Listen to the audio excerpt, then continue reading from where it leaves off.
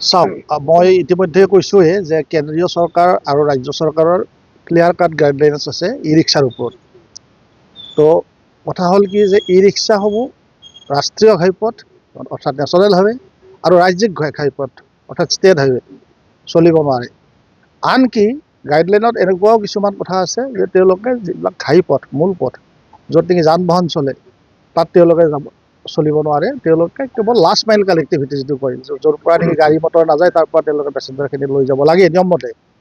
কিন্তু তাৰ পৰিৱৰ্তে এতিয়া তেওঁলোকে ৰাষ্ট্ৰীয় ঘাইপথ আৰু ৰাজ্যিক ঘাইপথত ইমান বেছি আপোনালোকে দেখিছে ইমান চলাচল কৰে। বাৰম্বাৰ তেওঁলোকক আমি হেৰি কৰিছোঁ, মিটিং পাতি কৰিছোঁ, ৰিকুৱেষ্ট কৰিছোঁ, তেওঁলোকৰ গাড়ী ধৰি আমি চিজ কৰিছোঁ, ফাইন কৰিছোঁ। তাৰপিছতো তেওঁলোকে মানে আমাৰ আইনটো মানে ভংগ কৰি আছে বাৰে বাৰে।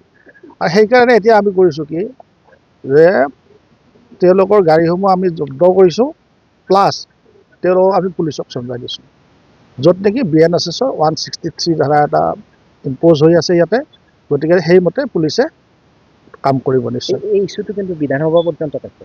চাওক এইটোতো বিধানসভাত কি হৈছেতো মই ক'ব নোৱাৰিম বা মন্তব্য দিব নোৱাৰিম। কিন্তু কথাটো হৈছে কি যে মই এটাই জানো যে কেন্দ্ৰীয় চৰকাৰৰ ক্লিয়াৰ কাট গাইডলাইনছ আছে, মানে গেজেট চেণ্ট্ৰেল গেজেট আছে, তাৰপিছত আছাম গেজেটতো আছে ক্লিয়াৰ কাট যে ই ৰিক্সাসমূহ ৰাষ্ট্ৰীয় আৰু ৰাজ্যিক ঘাইপথত চলিব নোৱাৰে বা নালাগে। তেওঁলোকৰ জাষ্ট লাষ্ট মাইল কানেক্টিভিটিছ। গতিকে তেনেকুৱা কথা।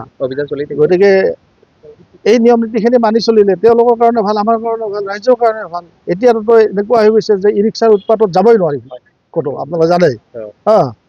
তো এনেকুৱা হ'লেতো নহ'ব।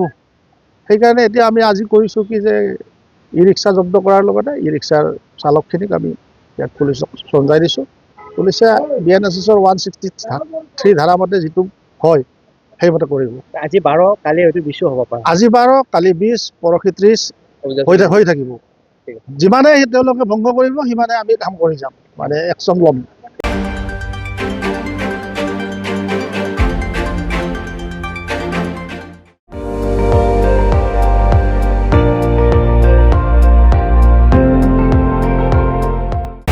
আপুনি চাই আছে ND24, সৰ্বশ্ৰেষ্ঠ নহয় সৰ্বোত্তমৰ দৌৰ।